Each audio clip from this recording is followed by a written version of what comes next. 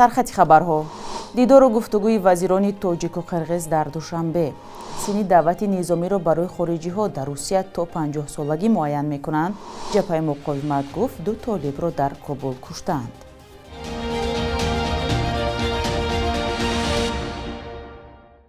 салом бинандаҳои азиз, умедворам хубед ва навиди бомдодиро тамошо доред ки аз душанбе тақдиматон мешавад. имрӯз 5 феврал аст. дар мулоқоти вазирони корҳои хориҷии Тоҷикистону Қирғизистон ба таҳкими муносибатҳои дӯстона таъкид шудааст.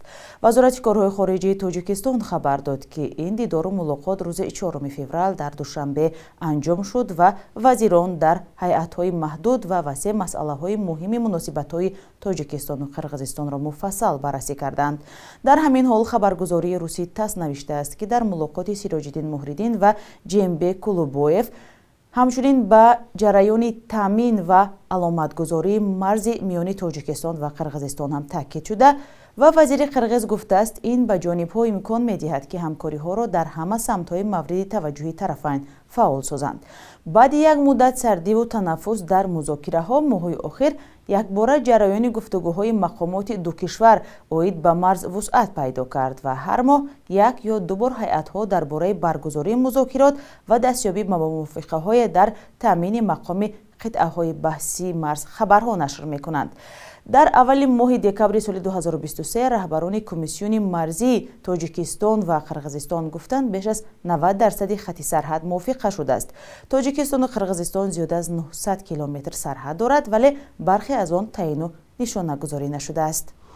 хадамоти алоқа гуфт 4 ширкати мобилии Тоҷикистонро ҷарима бастааст.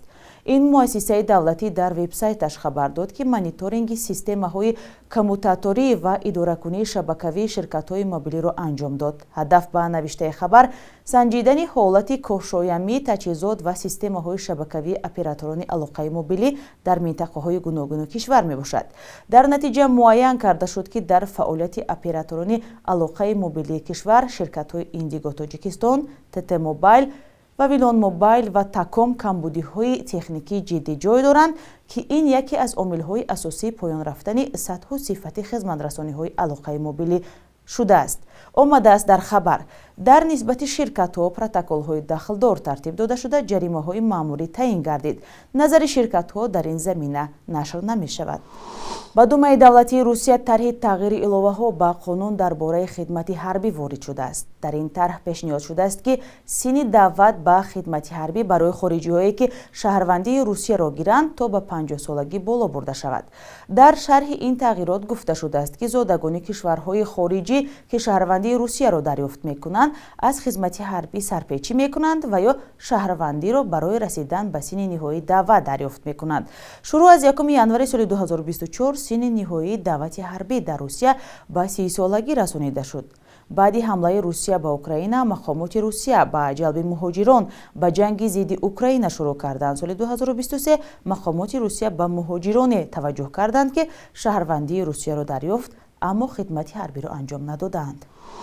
аз рӯзи 29 январ вазирон ва дигар раҳбарони ниҳодҳои давлатӣ бо баргузории нишастҳои хабарӣ ба саволҳои рӯзноманигорон посух медиҳанд. ин нишастҳо ҳар 6 моҳ як маротиба баргузор мешавад. ҳамкорони мо Мулло Раҷаб Юсуфӣ ва Амир Исоев дар хиёбонҳои Душанбе аз сокинон пурсиданд ки ба вазирон чӣ суол доранд. посухи сокинонро ҳамроҳ мебинем. масалаи экология пурсиданд, чӣ тозагӣ дар кор мунамун кор кунанд, масалаи мусулбарояи шаҳр, ҳамин чизо ба фикрам муҳим ҳозир. баъд заводҳои масалан мусор месохтагӣ ё чизо сохтанашон дар кор, ҳамин чизо. Когда жизнь станет дешевле? Все, да. Это невозможно выйти и зайти в магазин, купить, что ты хочешь. Потому что дорого. А зарплаты и пенсии мизерные. Чӣ савол шумо тем дига? Масалан шумо чӣ кор ҳастед? Ман ҳеҷ як расиян. Россия мерем меем тамом. ҳамчун муҳоҷир чӣ мушкил доред, мехоҳед ки аз вазир аз хадамоти муҳоҷират пурсед ё аз дигар мақомото? Мушкилоту чун маълуманд дар Россия. Мақомот ҳам медонанд. ҳами ҳоҷат дига ба гуфтани мо нест. барои мақомот худаш медонад аллакай чӣ гап чӣ хабара. болои муҳоҷирот чӣ вардестаи Россия ира ҳама медонанд. ман даст кашидам дига ай Россия рафтам. чаро? чӣ хел бугум да ҳамонҷа қадр надорем. ҳеҷ камора мақсад نیروز که گفتم مقصد ما را هیچ کس چیز نمیکنه دا دعوتان خودمون اومدیم الحمدلله خواهیم جو در کار فعالیت میکنیم هست شکر میویم مگم رزق روزی همون چند قدری در کره ها تینجا امونه همین خب شما چیکار هستید؟ استاد چند سو معاش میگیرید؟ تا 2,500 تومان میرسد برای زندگی؟ نه نمیرسه چرا نمیخواید درباره همین معاش کم پرسید؟ نمیرسه خیلی چو کدام نکن زندگی کدام نکن نوگی به نوگ زندگی نونا یوید چوی نمیوید چوی یاد آب نمیوید همین 2,500 کی کجا زندگی میشه اساسی وزیر معارف دادن نظر دارم وزیر معارف چخش مرا فهمانم همین سیستم معارفی که ما دا هست ای باید ایزمینی علی شود باید برای بسیار کونه شدگی معارف ما دا نظر دارم دا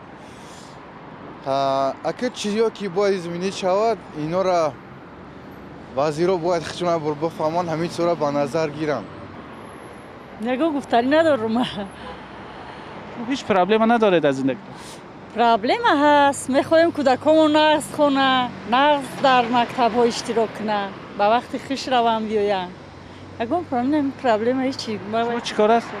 من خودم در پژوهشگاه رشد معارف اکادمی با حیث فراش کار میکنم چند پول معاش میگیرید؟ معاش من 790 سومون کم نیست؟ کم است خیلی شکر میکنیم میگم یکان روز زیاد میشود میخواید در این باره معاش کم سوال تید برگم وزیر؟ خیلی کار نغزه برای ما کمی اویلی که برای چه حس نمیکنیم که معامله و با ما خیلی نغزه معامله خوب دارن گپای خوب میزنن برای هم ما کم بودن معاش حس نمیکنیم با معامله نغز نمیشود از بازار یگان چی خریدن؟ نه خیلی نمیشود خیلی دل مونده نمیشویم با امیدیم که یگان روز نغز میشود من یگان وای ندارم دوایو یگان سوال یگان چی ندارم در وزارت زیرا باید با راهی نقلیاتی یک پیشنهاد داشتم در راهی نقلیاتی من دیروز یک صدمه یک نقشه که در ناحیه شهری نو باعث مرگ 3 نفر گردید اگر که ایلاج باشد که بازرسی اتومبیلی کارمندوشه یک تاکید میکردن که همین قاعده های حرکت راه را کمترک بجا میموندن قاعده های حرکت راه هست در جمهوری تاجیکستان و در اکثر ناحیه های توبه مرکز دوردست به نظر میرسد که نه اونقدر خوب برای مونده شده است نه مقصد چخل این مارشکو شوفیورو کو خود چون در مباینای راه مثلا پاساژیر میفرورن پاساژیر بر میکنن پروبکا ایمی زاویس میکنن امیرو ایراه بیراه خشو اکورا دمان کنن بستن و دمو بفروین پروبکا نمیشه برای وزیر خطری نقلیات یک سوال دارم کی امین маршрути ваҳдат айрои марказӣ мегиранд ино ба барои чӣ карданд унҷо да ҷой карданд 9 километр да лекин ягон гаи иноро манъ карда наметавонад ҳама пробка ҳамино мекунанд ана ҳамин садбарг да вокзал да ҳама ҷо да ина паворот аэропорт да ҳама ҷо да ҳамин газелои ваҳдат ягон гаи иноро қапидан наметавонад шумо чӣ мехоҳед ман мехоҳам ки ҳамин ино ба ҷои муайян ҷудо кардагиянд шаҳр да намонанд инора бинандаҳои азиз шумо ҳам ба раҳбарони идораҳои давлатӣ суол доред метавонед дар зери ин барнома ҳатман нависед ҷабҳаи муқовимати миллӣ дар афғонистон иддао кардааст ки 2 узви гурӯҳи толибонро кушта ва 2 тани дигарро захмӣ кардааст дар эъломияи ин ҷабҳа аз рӯзи 4 феврал гуфта мешавад ки шаби гузашта ба як қароргоҳи толибон дар кобул ҳамла карданд толибон ҳанӯз ин хабарро тасдиқ ё рад накардаанд ҷабҳаи муқовимати миллӣ бо раҳбарии аҳмад масъуд писари аҳмадшоҳи масъуд қаҳрамони миллии афғонистон соли 2021 таъсис ёфтааст то бистони он сол толибон афғонистонро тасарруф карданд ва аҳмад масъуд бо теъдоде аз тарафдоронаш эълон кард ки ин гурӯҳро қабул надорад ва муқобилаш меҷангад имрӯз 1000 рубл ба 120 сомонию 70 дирам баробар аст бар асоси қурби таъин кардаи бонки миллии тоҷикистон $100 амрикоӣ ба 1095 сомонӣ ва 100 евро ба 1192 сомонӣ иваз мешавад